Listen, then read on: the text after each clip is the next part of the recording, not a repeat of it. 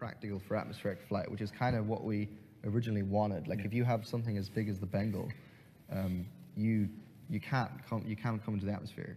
Well, I mean, you could, but it'd be suicide. If you have something as big as the Bengal, don't get excited. So I think the example that's in 3.5 is the Reclaimer.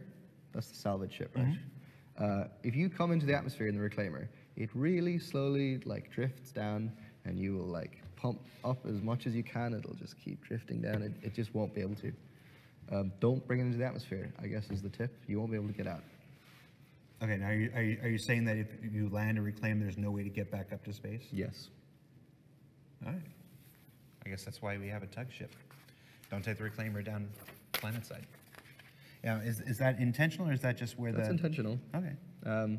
There is sort of like a, you know, as ships get larger and larger, they get slower and slower until eventually they reach a point. Like, for example, I think the Starfarer can get out of the atmosphere, but it's really slow. Like, it's like, you can see it struggling and struggling, but it will do it. It just takes ages. Okay. Now, something like the Reclaimer, I mean, has pretty obvious landing gear and stuff. You know, the whole VTOL engines go, and it has a landing profile to it. Yeah, so if you're like on a rest stop in space, then it works fine. Or if you're on a low atmosphere planet like Delamar, I think is pretty low atmosphere, or pretty low gravity, sorry. Then it works fine, and you can land and you can take off, and it works as you might expect. But like Hurston, for example, the Starfarer can escape from Daymar, but it can't escape from Hurston. Gotcha. So we're not saying that it can't land on all planets, all moons. It's just ones that have gravity strong enough that it can't get out. Gotcha. So a Reclaimer could land on something like Yela or Yes. I'm blanking Daymar. I haven't actually tried that, but Okay. I've tried Daymar, and it can. All right. So what we're saying is that there will be some planetary atmospheres where you're not going to want to take something like the Reclaimer and land, but moons or whatnot that don't have particular atmospheres, it still won't be the easiest sell in the world, but you can do it. okay.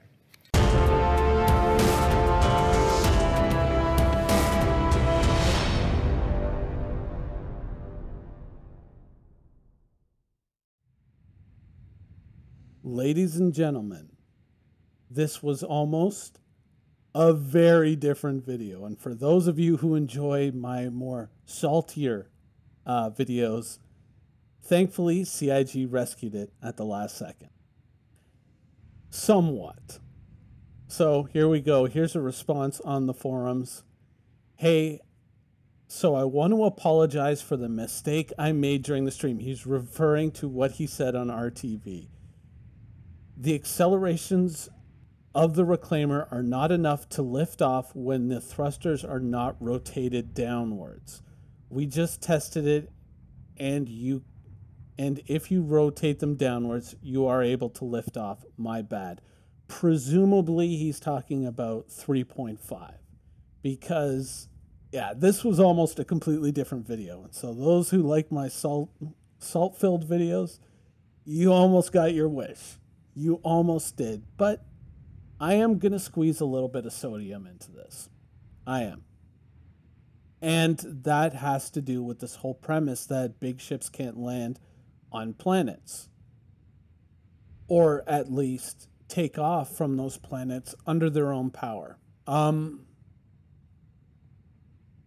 going to have to say that I call bullshit on that. Now, of course, yeah, they did correct it, and if you do, point the main thrusters downwards, as you can see here on the Reclaimer, you can land it on a planet. But it has to go beyond that. It has to be able to, it has to be able to carry a reasonable amount of cargo. The limitation shouldn't be a hard limitation based on just the ship can't do it. The Kraken can't take off from Hurston. It can't do it. That can't be something in the game. You can't make it necessary for a player to hire another player to do a basic thing like landing or taking off.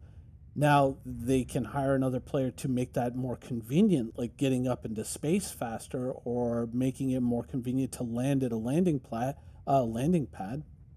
This could be a very convenient feature. It could be an automated feature that would make the spaceports feel more real. These could be like the tugboats in a port today. They help navigate larger ships. When you request a landing, one of these things comes up, it grabs hold of your ship, carries it to the landing pad, and then lowers it down, making some of the problems with the cockpit view in these ships. I mean, if you've ever tried to land a reclaimer at Hurston, or Lorville rather, from the cockpit without using third-person view, it's an absolute nightmare.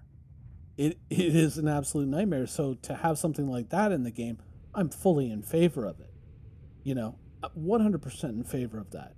But, with cargo ships and stuff like that, there should be a manageable red line where players can say, I can pick up X amount of this, or I can pick up X amount of that and still get off of this planet under my own power. But beyond that, if I pick up, let's say, lead or something super, super heavy and super dense, then I may not be able to take the ship off with that there. I might require special assistance to do so. Then that's a player choice to incur that assistance to achieve that basic function. It allows players to manage their ships and be intelligent about things and look at and ask more informed questions, and say, okay, what can I fit on my ship that won't make me hit that red line where I can't take off anymore? But to say that just the ship itself, not even factoring in the cargo, can't take off by itself, I call bullshit on that. Complete bullshit. That's a stupid idea, because you've now made it necessary in order to achieve that basic function. You now have to hire either an NPC or another player to help you do that, regardless of your cargo. If that's the intention, that's stupid. That's a dumb idea. I think the better idea is to make it relative to the cargo that you're carrying, the weight, the additional weight that goes beyond your ship that you're carrying. That should be a factor. If I load up my reclaimer with nothing but lead and whatever else and try to land it on Hurston, probably won't be able to do it. But if I try to land it on Yela, I might be able to manage it, but it should be some kind of feature that I have to manage on my own. It shouldn't be something that absolutely not, you won't be able to take off again. Now, they did take the reclaimer back, but it's still, there are other ships out there, like the Kraken, like the Carrack, like the Idris, where now this has become a big question mark.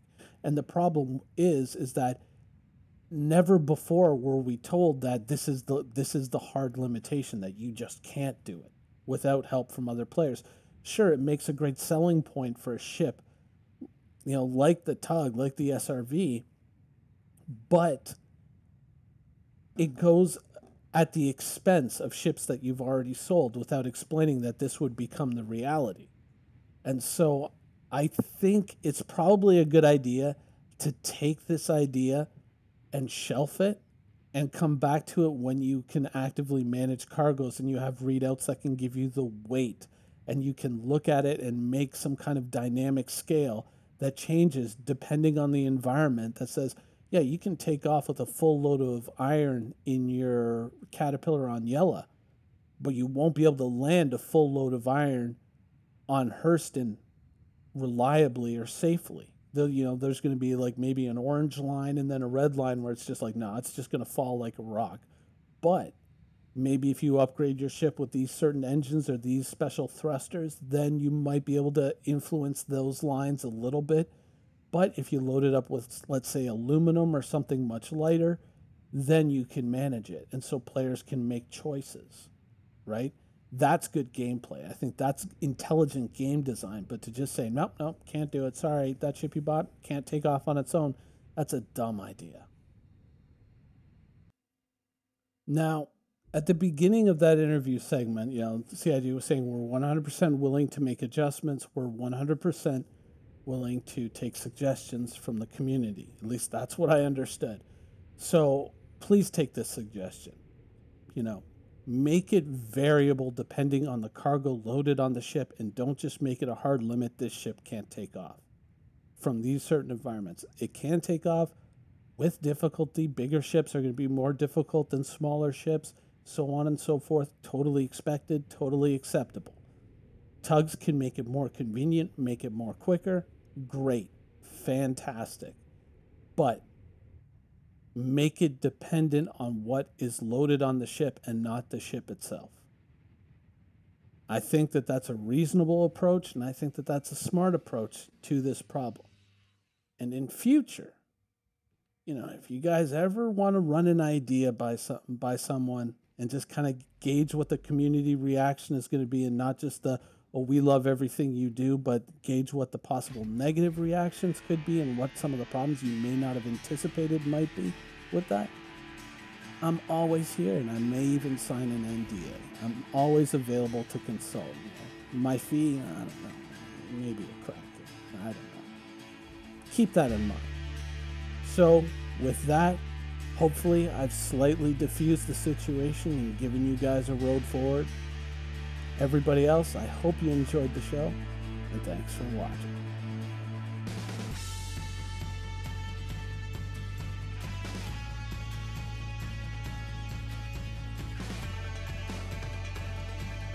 Thank you for watching. So if you want to keep up with the latest and greatest in Star Citizen and Squadron 42's development, please follow us on our social media channels. See you soon.